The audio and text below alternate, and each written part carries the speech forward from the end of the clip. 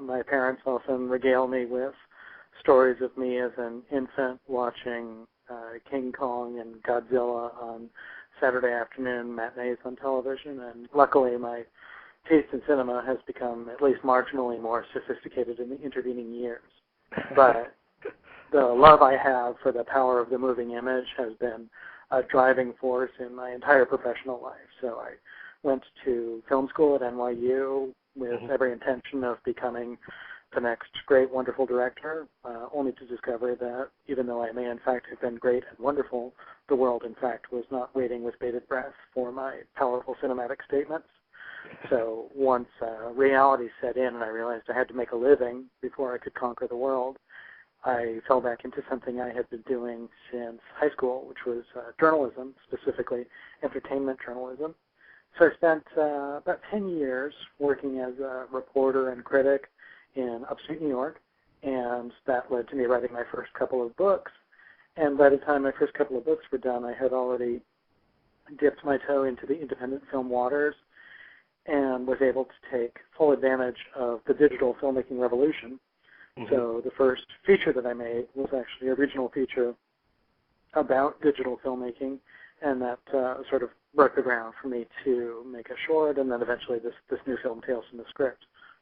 Yeah, and so when you approach film or anything from a creative standpoint, do you approach it first and foremost from a writer's perspective, a director's perspective, or can you quantify that? It depends on who you ask. If you ask me, I say that I'm a filmmaker first, and if you ask my wife, who is generally right about most things, I'm a writer first. So I like to think of myself as being both at the same time. And I can't quantify it. That's a really good choice of words because they overlap so closely. And here's what I mean. When I'm writing a screenplay, for instance, I'm obviously very focused on the play of language. I'm very focused on story structure. I'm very focused on the use of literary devices. I'm approaching it as a writer. But at the same time, every script I write, whether I plan to try and make it myself or whether I plan to put it out for other people to make it, I'm always thinking in terms of how it actually gets shot. And I'm thinking in terms of what are the visual possibilities of this particular scene, this particular story. So I think it's that conflict between those two creative impulses that helps me approach the work in an exciting and vibrant way. And I'm not completely unique in this by any stretch of the imagination, but I'm a writer in as much as if I'm looking at a scene, my first instinct might be to have a character expound in some wonderful flowery monologue, but my first instinct as a filmmaker is to say, how can I tell this story with pictures? And I think by being able to use both of those tools, being able to tell a story visually and being able to tell a story with traditional language, I hope that I have a powerful approach that combines both of those strengths. Well, your works, they're all fantastic and they're fascinating. You've written about Dalton Trumbo and digital filmmaking and the Generation X of filmmakers. How did the notion of a book documentary combo concerning screenwriting come about? Sure.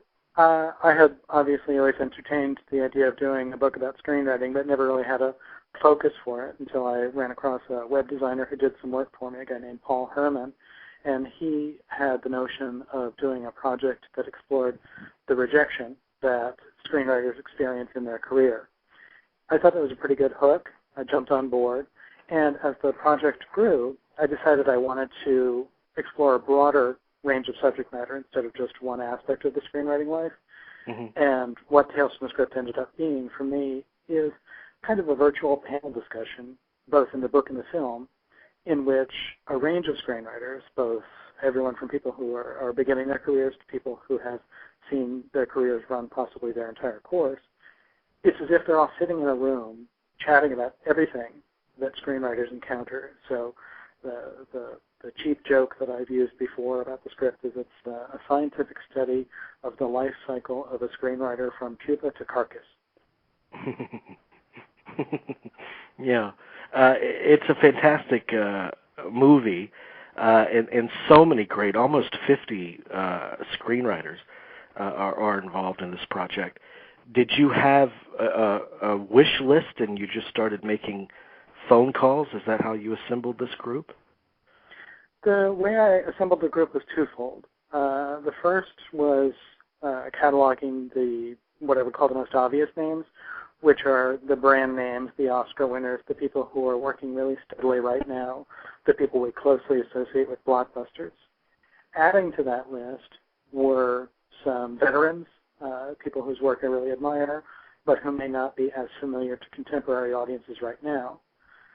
Once I had that master list, I thought, well, okay, that's pretty big, but I also wanted to add into that yet another dimension, which is I wanted to make sure that represented in that group were both persons who speak to the experience of being a minority writer, be they women or writers of color, but I also wanted to add into that mix people whose careers have not become familiar to the general public yet, because I think that those writers who are relatively new, there's a gentleman named Ari B. Rubin, who's the son of the Oscar-winning screenwriter Bruce Rubin.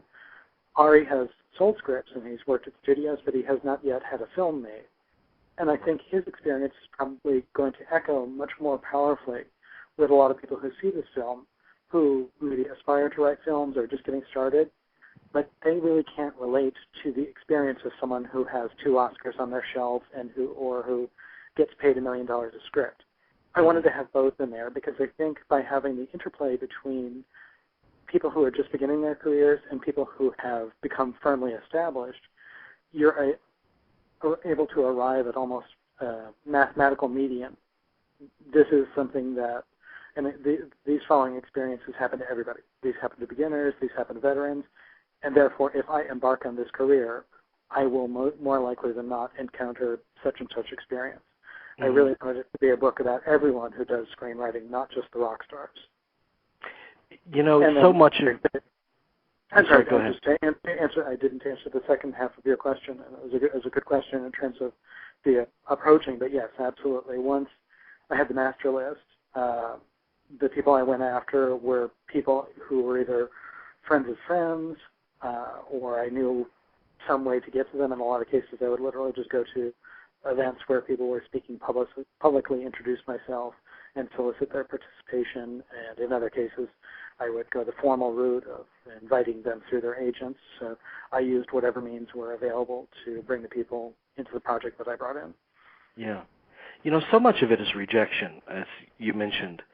And people, executives and such, making ill-advised, ill-informed changes to the script and the material, and you have to have a tough skin. And I guess it's kind of a two-part question. Why do they do it? And what characteristics do they all share? What common characteristics do they all have? I'll actually answer that question backwards because those are both really key themes in this project, and I think you've really gotten to the heart of what makes this book valuable for people who are thinking about screenwriting careers. The answer to the second part of the question, what keeps them going, I think is tenacity. That's the theme that I identified pretty early as being the common characteristic to people who are able to survive and thrive in screenwriting. Because you're rejected at every stage. When you're first setting out to write, people tell you your writing isn't good enough, or that the career is too hard, or that you should do something more realistic for a living.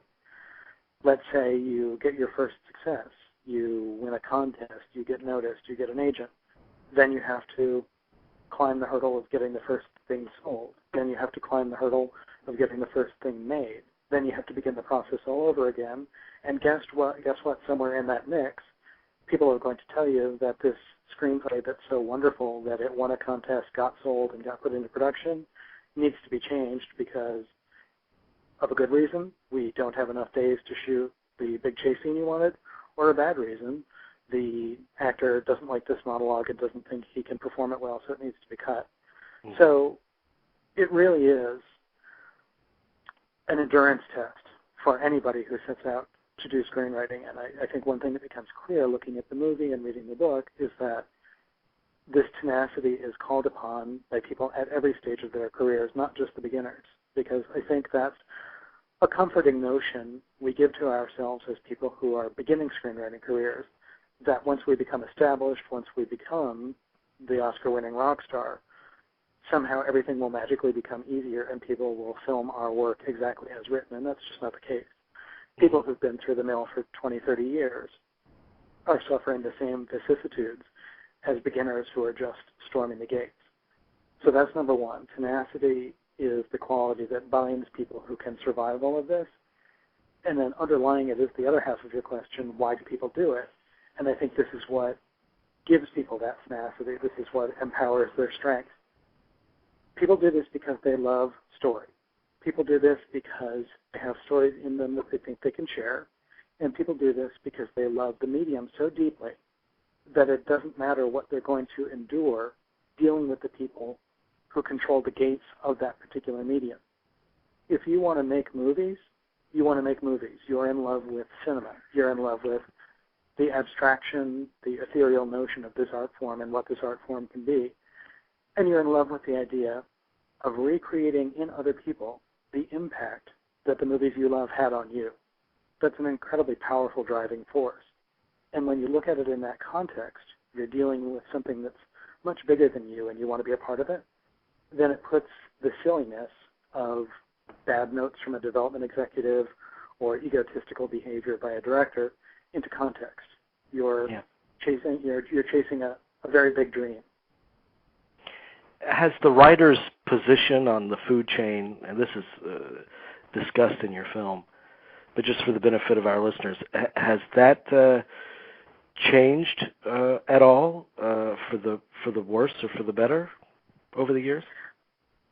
It's the writer's position in Hollywood is absolutely cyclical. There's a lot of history behind it, and that's a whole other interview with someone who's smarter than I am about the long and winding road that the Screenwriters Guild and now the Writers Guild of America has charted since the 1930s. Where we are right now is that writers occupy a really peculiar moment. I think we're exiting the period during which movie stars call the shots in Hollywood. We're seeing a lot of movies like The Hangover that are not star-driven. We're seeing movies like Avatar that are not star-driven, with the exception of the fact that in that case the director is the star. Mm-hmm. But I think we're getting back to a point where concept is what is selling movies. If the studio can present to the audience a one-line description of a movie that sounds interesting to them, it's The Day After a Wild Night in Vegas and Here's What Happens, or it's a 3-hour journey of fantastical blue people in 3D. If that one idea can convince people to come see a movie, they don't really care who's in it anymore. And they don't care how much it costs. They don't care if it's low budget or big budget. If they can be seduced into seeing a movie, that can get them excited. The trick for the screenwriter is that the screenwriter often is the person who has come up with that seed. So there is an opportunity now for writers, I think, to position themselves a little better. But there's an X factor here, which is this. Part and parcel with the growth of this concept-driven marketing, which is not a new idea, but which is, I think, becoming more and more refined where we are right now, is the idea that pre-sold concepts have more value in Hollywood than brand new concepts. So they're going to pay Taylor Lautner $7.5 million to appear in a movie of Stretch Armstrong based on the old toy. I think we can say that this is probably not going to be a movie driven by a deeply felt, passionate screenplay. So it's a weird moment for writers. You have a movie like The Hangover, which is a tremendous success and which is all credit to the writers of that movie because they came up with something that people wanted to see. And then you have the opposite of the spectrum, which is Stretch Armstrong, on which, quite frankly, whoever writes it is probably going to be interchangeable and it's going to end up being a cabal of writers at different stages. So I think the writers who are taking advantage of the moment we're in right now are the writers who can also multitask as directors and producers so that they can deliver all the tools for introducing their concepts to the public. But largely speaking, for the rank and file screenwriter, it's pretty bad right now. Well, forgive me if this is a convoluted question, which it very well might be. Well, please go ahead. That was a convoluted answer. But you talk about some of the films that we're seeing today and how they tailor nostalgia for certain subjects and pair it up with a star and then write the script based on that. If you want to be a working screenwriter today, would you suggest writing one of these kinds of trend movies? Because I noticed that the trend this year especially seems to be 80s nostalgia, A-Team, Karate Kid. It's on and on and on that we're going to see throughout the year. And try to find a heart in that and your personal voice in that, or just write from the heart for you? Well, I think you've answered your own question, and this is a theme that a lot of writers in the project speak to. And this is something that I really hope I can help communicate to other writers out there, because this is the blind alley that so many aspiring screenwriters go down. I think Paul Schrader makes this remark in the book, and I think he says it really well. He says, if you, the writer, are looking at what is a hit in theaters today and saying, I can emulate that, you have to realize that every other person who wants to sell a screenplay just had the same idea. So development executives 6 months from now are going to be deluged with copies of whatever is popular right now. Mm. Therefore, you are competing with a lot of other people. And as Schrader said, they may be better positioned than you. They may already have agents. They may be better writers because they've been doing it longer. They may have relationships with producers. So you're really trying to break yourself out of a gigantic pack, but you're not actually trying to break yourself out of the pack because you're doing exactly what everybody else in the pack is doing. So the second half of what Schrader says, which I think is a really powerful bit of advice, is instead of trying to chase trends or instead of trying to predict what the marketplace is going to want, because the marketplace is so fickle, why don't you look deep into yourself and discover what it is about the way you see the world that is so unique that it is unlike the way anybody else sees the world. And he can really back this up, because the movies that made Schrader famous, The Yakuza, Taxi Driver, Rolling Thunder, Hardcore, those couldn't have come from anybody else. They really come out of his soul. They speak to the dark turmoil that goes inside that happens inside his being. He was able to find dramatic mechanisms to put his inner self onto the screen, and that's what spoke to people when they saw his work for the first time. They said, this is a writer with a unique viewpoint. Yeah. Whatever movie we make of his scripts is not going to be like every other movie that comes out. It may be less commercial by definition, but it will at least have the merit of being unusual. And I think that's the best advice you can offer to someone trying to get noticed as a screenwriter, is demonstrate to people how you can be unusual, and part and parcel with that, find a way to deliver what is unusual about you in a conventional format. And here's what I mean by that. If you want to write a really esoteric story, write it in a conventional fashion, because what you have now told the person reading that screenplay is that you can take really difficult material and you can present it in such a way that anyone can understand it and anyone can grasp what's exciting about it. Whereas if, let's say, you're a fan of those 80s TV shows and you decide that as a spec script to show off what you can do, you're going to adapt the old TV show Manimal to try and tap into 80s nostalgia, you're spiting yourself in two different ways, which is, number one, you don't own the rights to that property, and number two, you're just telling someone reading your script that you don't have any original ideas of your own. So that, I think, is a really important theme that people in the project communicate to other writers, which is chasing trends is really dangerous and usually doesn't work. Well, you talk about Paul Schrader. One of my favorite episodes of this show that we've done was an interview that we did with Paul Schrader, and you can tell, obviously, this man is a writer through and through. He started out a big diatribe about the death of cinema, and it was just so beautifully articulate and persuasive I was just absolutely won over by him. So we read the interviews in the book, we see the interviews in your film. Were there any moments that stood out for you outside of what we read on the page or see on the screen with these talents that you interviewed? The one that always comes to mind is, of course, a William Goldman story. Getting Goldman was really the top of the mountain for me. I felt that if I got Goldman, this project was a personal success, and if I didn't get Goldman, this project was personally unfinished. And that takes nothing away from the dozens of other fantastically wonderful and talented people who participate in the project. But there's every other screenwriter in the world, and there's Bill Goldman, at least in my perspective, because in addition to that monumental body of work, Marathon Man, All the President's Men, Butch Cassidy and the Sundance Kid, Princess Bride, on down the line, there are all those wonderful books and essays and commentary about the madness of the film industry. So he's really been a personal hero of mine for so long that when I was able to sit down with him and chat with him in his home, it was an out-of-body experience. And the anecdote that I don't have on camera or even recorded, but that is very memorable to me, is this. After I had interviewed him, I was taking Bill's photograph, and we're just chatting while I'm setting up the lighting. And I think this would have been mid-2008, so he was relating a story that had happened probably in 2007. Bill's waiting to get his picture taken, and he said, "Do you want to hear my Obama story?" So, of course, I'm going to say yes. I want to hear his Obama story. So he says that this happened probably in 2007. He and his girlfriend were on a receiving line at a meet and greet with then Senator Obama. Bill's girlfriend gets to the head of the line, meets the senator, says, "Senator Obama, I'd like you to meet Bill Goldman. He wrote one of the great political films of all time, All the President's Men." Obama clasps Goldman's hand and says, "Not only that, he wrote Butch Cassidy and the Sundance Kid. Bill, I don't think they pay enough attention to screenplays in Hollywood anymore. What do you think?" Wow. That's a good politician. Well, I like to believe it.